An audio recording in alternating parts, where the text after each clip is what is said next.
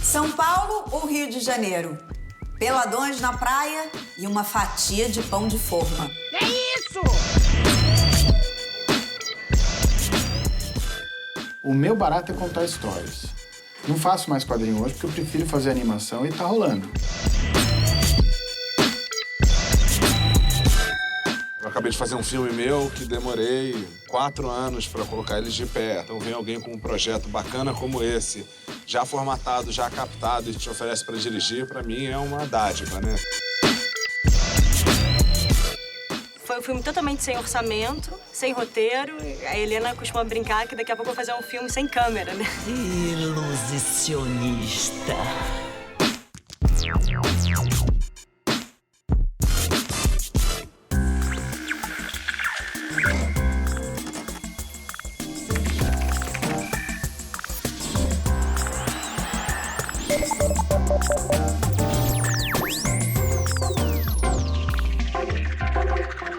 A disputa pelo poder político e as diferenças no jeito de levar a vida rendem muitas histórias de rivalidade entre a cidade maravilhosa e a terra da garoa.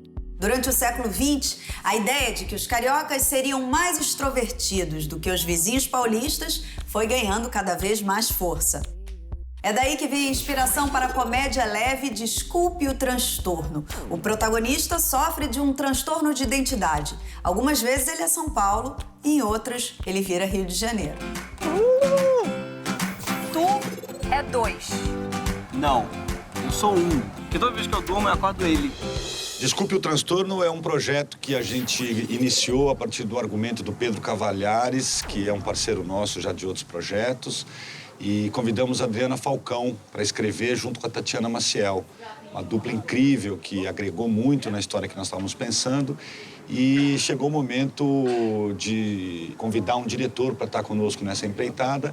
E o Tomás Portela é um parceiro que a gente sempre quis trabalhar e está sendo incrível ele conosco no projeto. Ele realmente agregou muito e tem uma mão muito forte, uma maneira de contar a história que muito agrada a gente. O Caio e o Fabiano Golani me convidaram para fazer esse filme, né? E para um diretor isso é uma dádiva, né? Porque eu acabei de fazer um filme meu que demorei 4 anos para colocar eles de pé. Então vem alguém com um projeto bacana como esse, já formatado, já captado e te oferece para dirigir, para mim é uma dádiva, né? Eduardo, acho que você tem que ser mais objetivo. Quer casar comigo? Quero! O filme é uma comédia romântica, né? Que é a história de um paulista que descobre que tem dupla personalidade e que a segunda personalidade dele é carioca, né? Meu nome é Duca. O personagem é o Eduardo, mas também é o Duca. Ele tem dupla personalidade. Então ele, volta e meia, se transforma nessa outra pessoa dele. Um é careta, um executivo, e o outro é um cara o oposto disso, assim. É um folgado, um maluco, e é muito bom transitar entre os dois, muito gostoso. Você já pensou em procurar um psiquiatra, né? Eu não tô maluco. A história se envolve num triângulo amoroso ali do paulista, que é o Gregório, que é noivo da Dani O Calabresa. amor da vida dele. E outra personalidade dele se apaixona por uma carioca, que é a Clarice Falcão. Obviamente, as duas terminam se encontrando e é uma confusão. E a noiva de São Paulo vai embora e eles meio ficam os dois e vão tomar um café no telhado de Santa Teresa. Senta lá de novo, noiva, eu vou matar o duplo, tá? Vou cortar. Vamos lá. E... ação! A história fala dessas reviravoltas assim, internas desse personagem entre o Rio e São Paulo, mas também entre a fase adulta e a adolescência. Fala de escolhas também, de solidão, porque é um cara que também não sabe se relacionar muito com pessoas. Yane, o Bárbara. Uma outra coisa muito legal que a gente procurou muito e o Tomás cuidou bastante, junto com a arte, com a fotografia, o retrato, quer dizer, o recorte do Rio de Janeiro e de São Paulo, né? Retratar essas duas cidades que foram tão filmadas, que tem os ícones tão claros, né? A gente foi procurar um pouco os lugares que combinassem com a história, com a dramaturgia do filme. Então a história é bem fundada em cima desse triângulo e das confusões e das diferenças culturais entre Rio e São Paulo. A gente tenta explorar as diferenças de uma forma positiva, assim, né? De qual cidade que é mais legal do que a outra e não qual que é a pior, né? Opa, amigo, desculpa, tá em manutenção. Tá, desculpa o transtorno aí. Muitas vezes não adianta apenas reunir bons atores em cena para que uma relação amorosa no cinema fique convincente. Além de um bom roteiro, é preciso que o casal reúna algo que é meio difícil de explicar em termos técnicos, mas que se chama química. Será que a comédia Se Eu Fosse Você teria graça se Tony Ramos e Glória Pires não tivessem um entrosamento tão bom na frente das câmeras? O Lobo Atrás da Porta, de Fernando Coimbra, foi o melhor filme nacional de 2014. E boa parte do sucesso se deve à relação tempestuosa e visceral entre os personagens vividos com maestria por Leandra Leal e Milen Cortaz. Quando os casais em cena também são um casal fora das telas, isso pode ajudar. Um Copo de Cólera, de Aloysio Abranches, explora a entrega de Júlia Lemertz e Alexandre Borges aos seus papéis, com cenas tórridas que talvez não tivessem tanta naturalidade se fossem feitas com outros atores. Mas não é só nas relações heterossexuais que a tal da química precisa existir. Hoje Eu Quero Voltar Sozinho é um filme singelo e delicado sobre a paixão de um adolescente por seu colega de escola. Os atores Guilherme Lobo e Fábio Aldi cumpriram à risca a missão de emprestar verossimilhança à trama. E o que dizer de Irandir Santos e Jesuíta Barbosa em Tatuagem? Vivendo um casal gay no filme de Hilton Lacerda, eles confirmaram seus nomes entre o primeiro time de atores do cinema nacional. Eu quero amor. Eu nunca tinha dançado assim com um homem antes. Eu nunca tinha dançado assim com um soldado. Ter uma velhice solitária parece que está virando coisa do passado. Não só pela sexualidade que tem sido reinventada nessa faixa etária, como pela redescoberta de um velho amor ou o encontro de um novo. O longa Ela Volta na Quinta poderia ser mais uma daquelas histórias de crise conjugal do cinema brasileiro. Mas o diretor faz uma ficção e usa a própria família como atores. O resultado surpreende e passa longe de uma egotrip. Não gosto de palavras, não. Não, tá bom. Quer mais, não? Tô sem vontade. O que tá acontecendo que você tá desse jeito? Que jeito? O filme é uma ficção, assim. Mas eu queria uma sinceridade nas coisas, assim, de coisas que eu realmente conheço. Desde a casa que a gente filmou a maioria das cenas do filme, até as pessoas mesmo, assim. Mas eu senti que meus pais poderiam passar uma certa sinceridade. Realmente a gente anotava todos os dias. Ele falou que não precisa mais. Tinha muito do nosso cotidiano. Ele até, às vezes, ele usava muito aquela frase. Ele falava assim, mãe, a senhora pode fazer isso do jeito que você sempre faz. Quer dizer, uma coisa que eu já... cotidiano mesmo, natural. A autenticidade das cenas, eu acho que se levou mais a isso. É que seu pai não está falando, aquele show que vocês fizeram lá, esqueci como é que chama a lanchonete. É tenso, né? Mas depois a gente vai deixando as coisas fluir normalmente, né?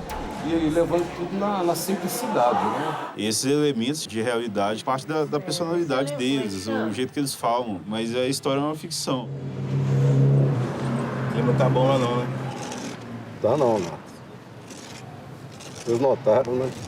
A história é sobre um casal de idosos que está em crise e acaba que a mulher do casal, ela parte para fazer uma viagem para Aparecida do Norte, na intenção de dar uma refletida sobre o relacionamento e tal.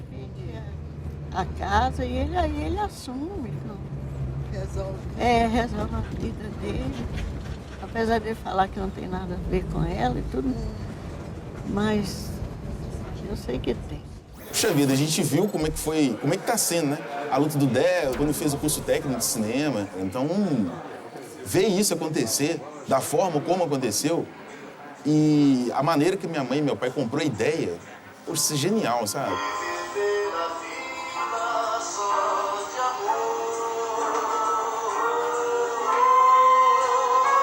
Alô?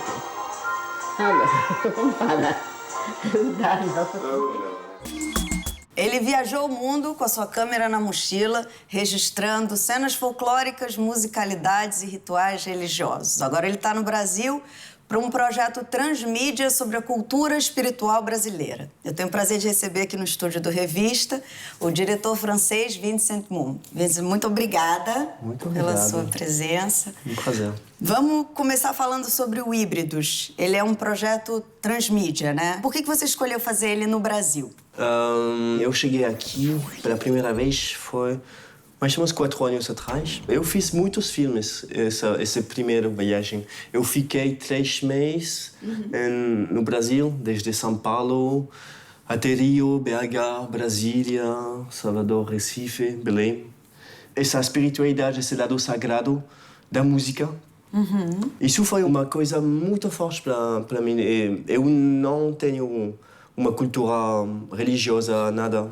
Eu sou francês e agora, nessa geração na França, não tem muitas relações espirituais. Depois de viajar e de encontrar músicas locais, eu descobri que dentro de muitas músicas tem essa relação com esse lado sagrado. E acho que mais que em outros países do mundo, o Brasil é muito mais rico, tem uma intensidade, uma variedade muito grande, uma diversidade né, de ritos, né? de ritos e de maneira de se conectar também. E como é que você divide isso no filme? O projeto se chama Híbridos, os Espíritos do Brasil.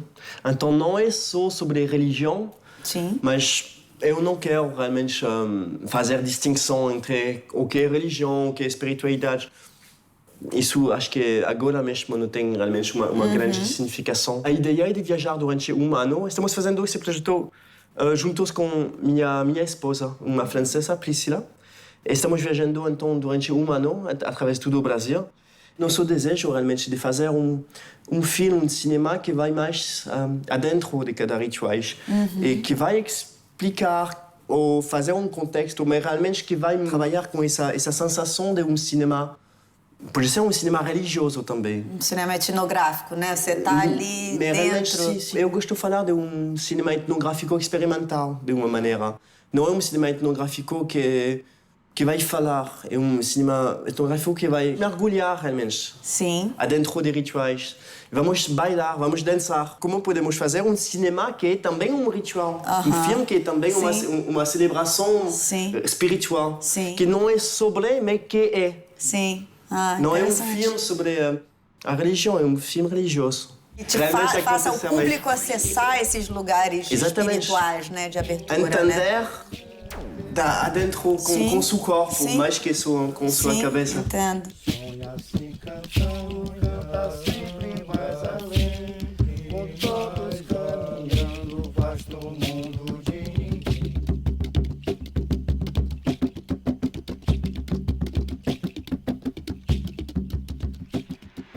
A liberdade para se construir universos de pura fantasia é uma das vantagens da animação. E a produção nacional reflete a criatividade e o bom humor brasileiro. Antes, os gringos chegavam com o roteiro pronto e utilizavam apenas a mão de obra brasileira. Mas a realidade mudou. Agora, alguns estúdios nacionais contratam mão de obra estrangeira sem perder a pegada brasileira.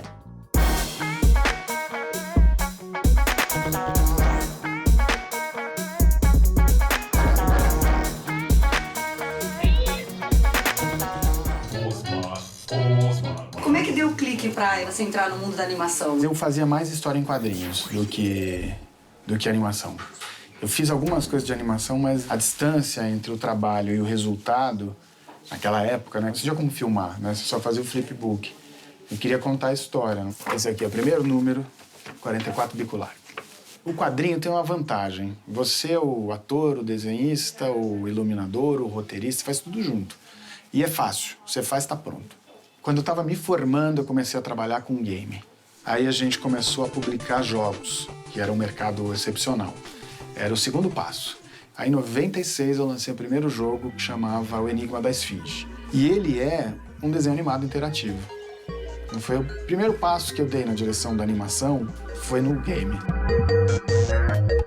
2000 foi quando eu fiz meu primeiro curta, que foi a Lasanha Assassina. Sem incentivo, mas porque eu já estava com todo o estúdio pronto para fazer jogo. Quer lasanha, gatinho? Com a lasanha dando certo, comecei a fazer mais um seguido atrás do outro. A partir de 2006 eu comecei a fazer bastante prestação de serviços de produção de animação, normalmente de conteúdo, não fazia publicidade. E isso me deu tarimba de trabalhar com orçamentos mais baixos, em produções mais longas. Eu tive um tubo de ensaio para trabalhar com produção em volume, que hoje a gente está usando nos nossos próprios projetos. Então teve esse amadurecimento. Aqui é a equipe de arte. Eles estão fazendo cenários. A minha função é de cenarista e concept artist. Ele já foi desenhado e vem pra cá? A gente faz um RAF inicial e depois desse RAF, desse rascunho geral, a gente parte pra finalização, a gente parte pras linhas primeiro, no caso dos cenários e alguns props, que são tipo objetos, né, que os personagens vão carregando. Esse, em particular, ele é um close dramático, então ele não tem as linhas muito definidas. E aqui eu tô tentando fazer um aeroporto de mosquito. E aqui somos os animadores. Então, isso aqui são bonecos. Depois do RAF, tal, a gente faz um turnaround do boneco, faz uma coleção de bocas. Isso é o repertório que a gente pode depois usar na hora de animar. Ela selecionou a boca aqui do Torrada e ela vai escolher qual é a boca mais adequada para o fonema. A gente grava primeiro as vozes, né? E eles vão ouvindo as vozes e animando a partir do que foi gravado. Eu vou torrar aquele torrada! Eu tenho que expulsar esse folgado! A gente começa a montar as poses principais, baseado na fala. A gente pega as intenções, aí faz uma pose principal para cada fala. E depois começa a fazer antecipação, acomodação, tipo, faz toda uma movimentação para deixar ele o mais natural possível. Você tem um bloquinho no bolso, que você tem uma ideia, escreve. Como é que funciona isso? Aqui eu vou anotando um monte de coisa. Você não fica matutando com a ideia, tipo assim, então, dorme com a ideia, acorda com a ideia, anota em papelzinho de guardar. Agora que eu tô ficando velho, eu tô anotando mais, porque eu tô esquecendo com mais frequência. Mas eu acho que um bom jeito de você selecionar ideias era deixar na cabeça. As que ficavam eram as boas. Quando eu penso num conceito, eu penso como, primeiro, nele até se formar. E depois eu vou identificando qual que é a mecânica, qual que é o formato para uma série de TV, que tipo de longa ele poderia virar. Ele nasce com um personagem num contexto. E depois o resto vai se construindo. Por exemplo, o Bugigangue, que está contando como um projeto, ele tem jogo, ele tem série, ele tem o 2, ele tem revista. A Michelle é assistente de direção do Bugigangue, do longa, e a gente está no processo final, trabalhando com o estúdio que está fazendo o render e o LDV do filme. E a gente está trabalhando com esse estúdio fora do país, é um estúdio da Índia. Eles gostaram muito do roteiro, então está quase uma parceria. E a gente está produzindo já faz 3 anos, a gente está quase concluindo. É uma aventura interestelar, comédia e ficção científica, com 7 crianças que conhecem 7 extraterrestres e juntos eles salvam o universo.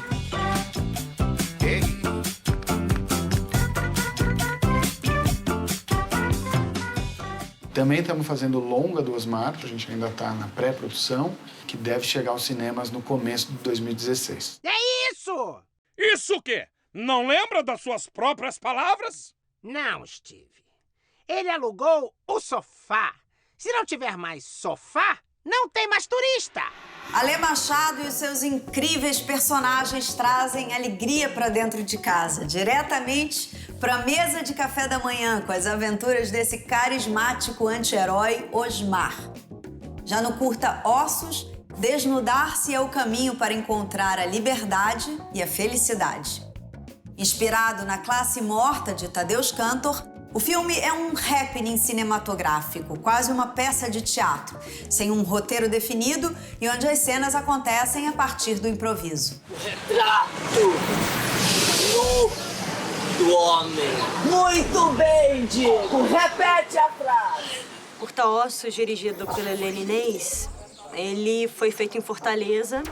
Na ocasião, a gente estava com o filme Feio Eu, sendo exibido no festival Outros Cinemas. E a Helena me convidou para a gente fazer um happening cinematográfico e um filme. Você vai ficar também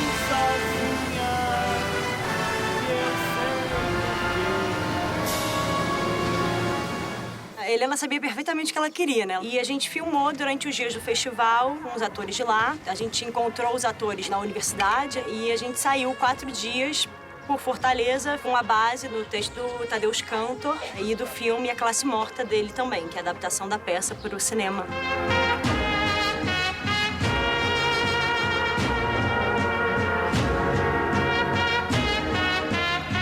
A gente até usa trechos da Classe Morta durante o curta-metragem. E foi isso, na verdade, que a Helena quis fazer, que é uma adaptação da Classe Morta brasileira.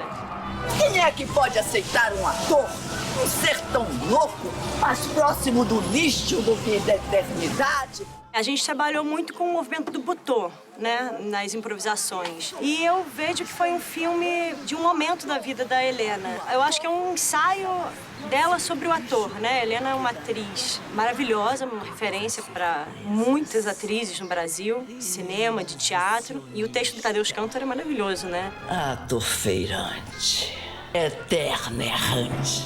Foi um filme totalmente sem orçamento, sem roteiro. A Helena costuma brincar que daqui a pouco eu vou fazer um filme sem câmera, né? Vocês aprenderam a lição! Palmas do universo para vocês! E muito obrigada, Vamos falar um pouco do Petite Planète, que é uma coleção que você começou a fazer meio que sozinho, sem orçamento, contando com a ajuda das pessoas que você foi encontrando pelo caminho. Sim. Como é que surgiu? Qual era o seu desejo principal com esse projeto? Por que a opção de fazer dessa forma? Depois de fazer essas coisas do takeaway shows, dos concertos à emporter com a Blogotech, sobre uma música pop, indie, eu tive um desejo de descobrir uma outra coisa, né? Então eu viajei durante 5 anos com uma mochila. E sem parar, realmente viajando em todo o mundo, só para descobrir esse mundo através do lado musical. Já tinha um contato com a questão da espiritualidade, da religiosidade? Não, era uma procura mais musical mesmo? Sim, musical. Sim. E o início foi realmente de descobrir o que é a música pop indie do Chile ou da Indonésia. Entendi. Mas quando eu cheguei lá, eu Você se interessou pela regionalidade? Sim, essa coisa da regionalidade foi muito mais. Porque antes eu não tive uma grande relação com a música tradicional da França ou dos outros países. Mas quando eu cheguei lá, eu vi que é muito mais que música.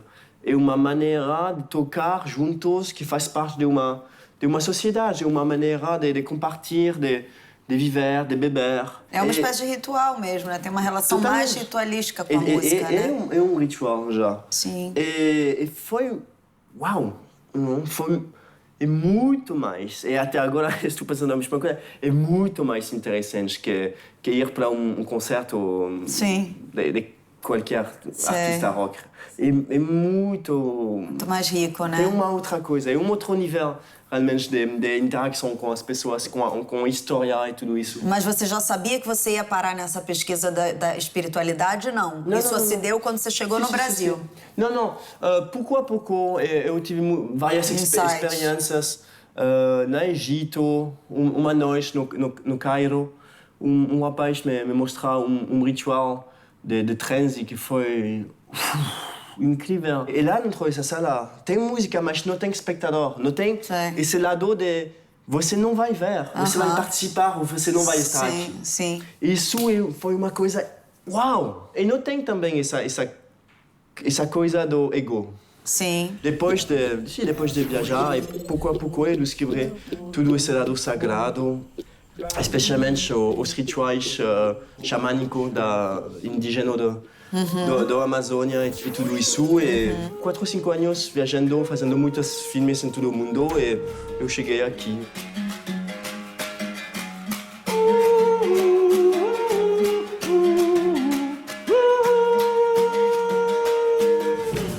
Eu fiz mais de 600 filmes. É um pouco demais. Sim.